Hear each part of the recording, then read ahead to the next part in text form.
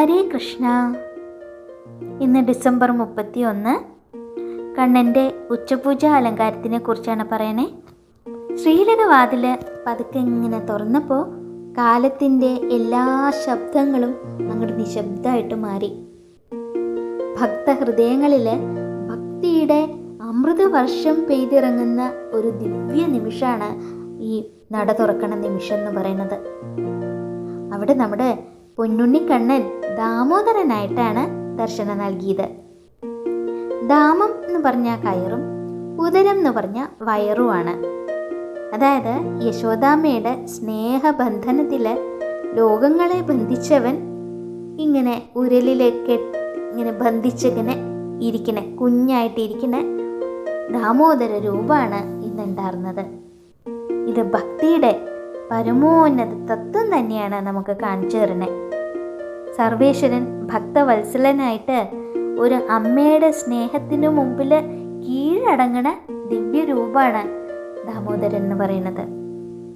കണ്ണൻ്റെ അരയിൽ കെട്ടിയിരിക്കുന്ന ആ കയറ്, അതിൻ്റെ ഒരറ്റം ശ്രീലകത്തിനുള്ളിൽ ഉള്ള ഉരലിൽ ഇങ്ങനെ ചേർത്ത് കെട്ടി വെച്ചിട്ടുണ്ട്.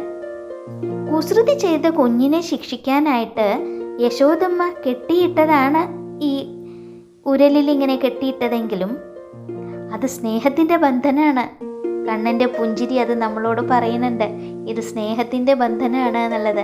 അല്ലെങ്കിൽ ശരിക്കും കണ്ണനെ ആർക്കാ ബന്ധിക്കാൻ പറ്റുക?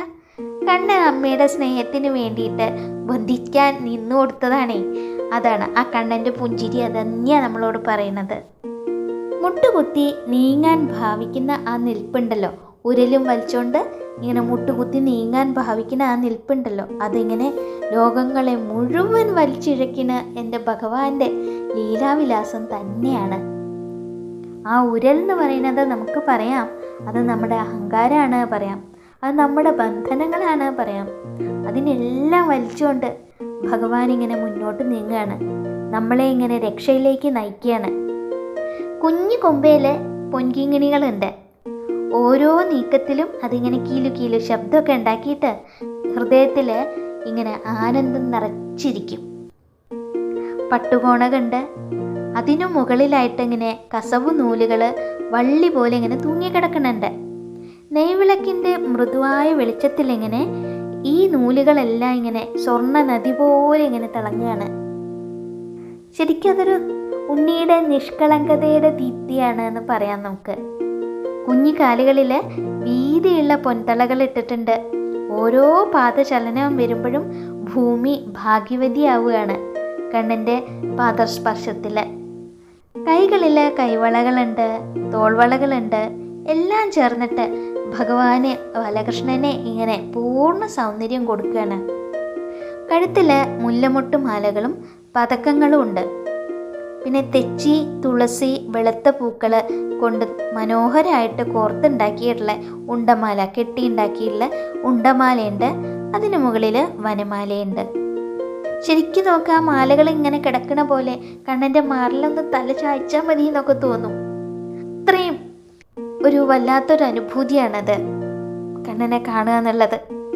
നെറ്റിയിൽ മനോഹരമായിട്ട് ഗോപിതിലകം ചാർത്തിയിരുന്നു.